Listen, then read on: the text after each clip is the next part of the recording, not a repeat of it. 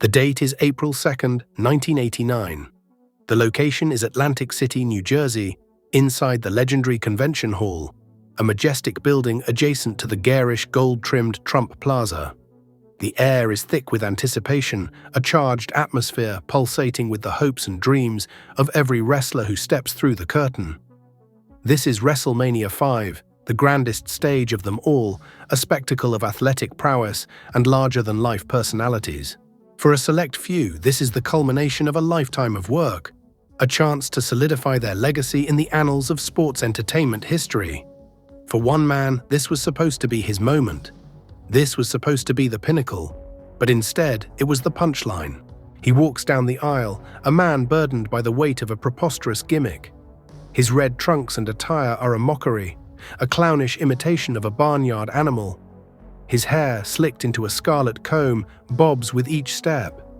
A visual gag for the millions watching at home. This is the Red Rooster, a wrestler whose name and image alone are a humiliation. Yet he is here, on the biggest platform imaginable, seemingly the fulfillment of a lifelong aspiration. He's about to compete in a match that will be seen by a record-breaking audience.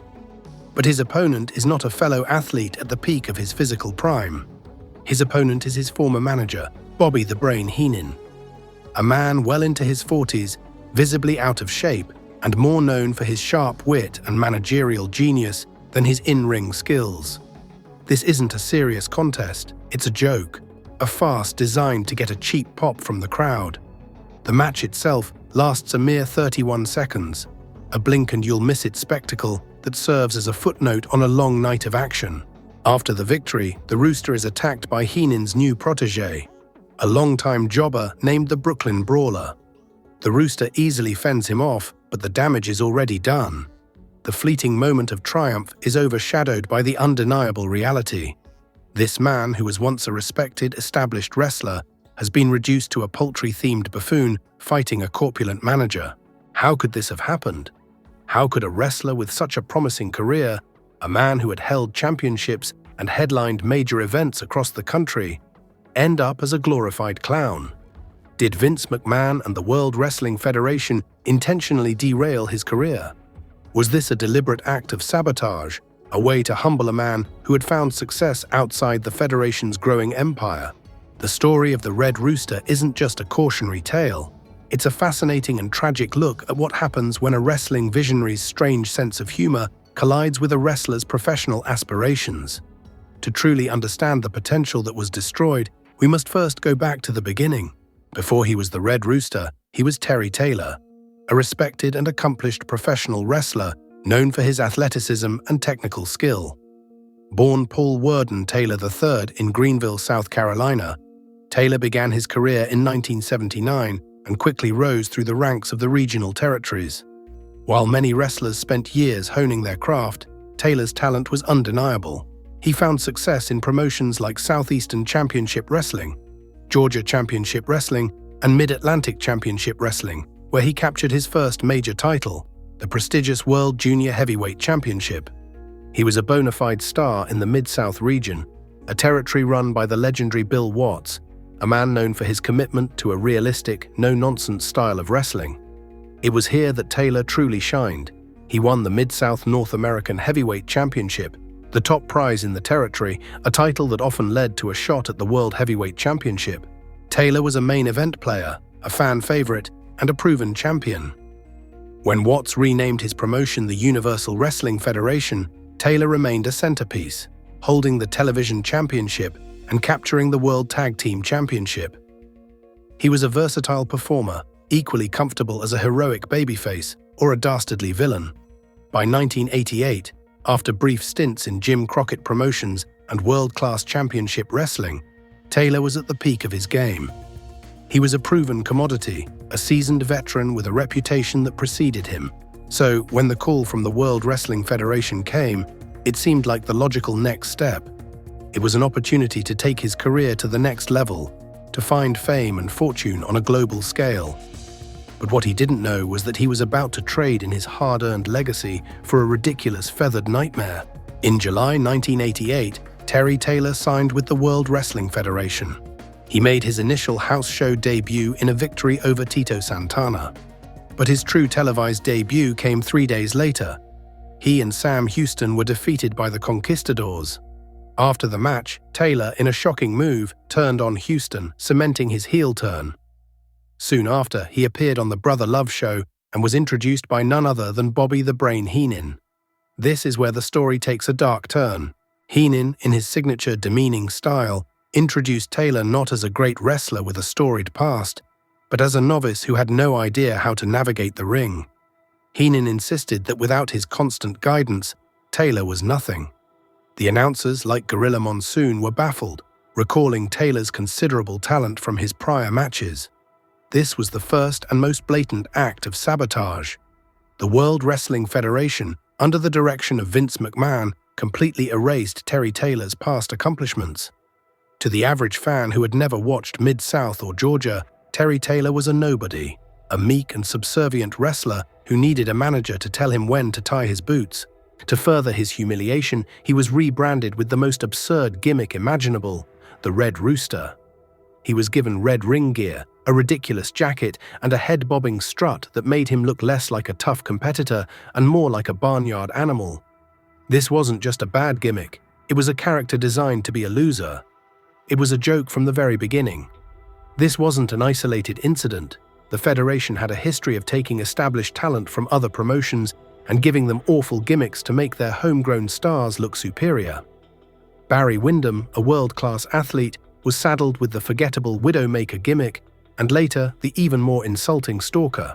And let's not forget the legendary American Dream Dusty Rhodes, a 3-time NWA World Heavyweight Champion and one of the most charismatic performers of all time, who was turned into the common man and forced to wear polka-dot ring gear. Was this a deliberate attempt by Vince McMahon to prove that his product was the only game in town? Was he trying to humiliate the stars of the territories he had conquered? The evidence seems to suggest so. The Red Rooster's short-lived stint as a heel under Heenan was marked by a constant stream of losing efforts and public humiliation. The Rooster's frustrations with Heenan finally boiled over on an episode of Saturday Night's Main Event. After a loss to Tito Santana, Heenan entered the ring and slapped the Rooster, who, in an act of defiance, attacked his manager. This was the moment of the face turn, the moment the Rooster was supposed to become a hero. But instead of returning to the respected Terry Taylor persona, he remained the Red Rooster, with the gimmick inexplicably enhanced. Now, as a babyface, he not only wore the red gear but also styled his hair like a rooster's comb and performed a chicken-like strut to a new entrance theme. The gimmick was even more embarrassing than before. He was still a joke, just a heroic one. He feuded with Heenan's new protege, the Brooklyn Brawler, in a program that was barely a step up from his previous storyline. It was a complete waste of his talent. He defeated the Brooklyn Brawler on Saturday Night's Main Event, and, as mentioned, defeated Bobby Heenan in the infamous 31-second match at WrestleMania V. While he earned a victory, the manner of his success and the absurdity of his character left no room for growth. He was simply a mid-card babyface, used to put over other, more important talent.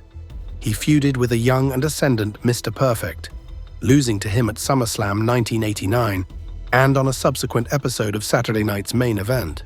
He was part of Dusty Rhodes' Dream Team at Survivor Series 1989. But he was eliminated from the match and was simply a supporting character in someone else's story. His final pay-per-view appearance was in the 1990 Royal Rumble, where he lasted a measly 2 minutes before being eliminated by Andre the Giant. By June 1990, the Red Rooster had flown the coop, leaving behind a career that had been utterly destroyed by a terrible gimmick. His time in the Federation was a stain on his otherwise impressive legacy, a punchline that followed him for the rest of his career. After leaving the company, Taylor returned to Jim Crockett Promotions, which had now been renamed World Championship Wrestling after being acquired. He was once again billed as Terry Taylor, and he immediately resumed his impressive in-ring work. He challenged Arn Anderson for the World Television Championship, with many of their matches ending in time-limit draws, a testament to his continued skill. He later became a member of the York Foundation, a stable of business-oriented heels. As Terrence Taylor, he continued to showcase his wrestling ability and won the World Six-Man Tag Team Championship. He later teamed with Greg Valentine to win the United States Tag Team Championship. After leaving the company in 1992, he had a brief stint in Eastern Championship Wrestling before returning to the Federation, this time as a heel under the moniker Terrific Terry Taylor. While he was no longer saddled with the Red Rooster gimmick, he was still used to put over other talent and was eliminated from the 1993 Royal Rumble in just 24 seconds.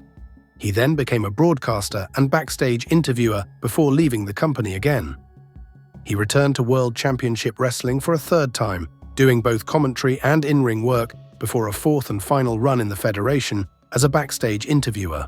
He then had a long and successful career as a road agent, trainer and director of talent relations for Total Nonstop Action Wrestling and, since 2012, has worked as a trainer for WWE. Terry Taylor's career is a fascinating and tragic case study in professional wrestling. He was a legitimate star, a technical master, and a champion in every territory he wrestled in. He was a man with immense potential, a wrestler who could have been a serious player in the World Wrestling Federation. Instead, he was transformed into a joke, a living humiliation designed to serve as a cautionary tale for those who dared to succeed outside of McMahon's kingdom. While it is to his credit that he has maintained a long and successful career behind the scenes in the industry he loves, one can't help but wonder what might have been. What if he had been allowed to be Terry Taylor, the champion, the star? What if the Terry Taylor train had not run off the tracks and into the henhouse? Was his in-ring career destroyed by Vince McMahon? The answer, like the flapping of a rooster's wings, is undeniable.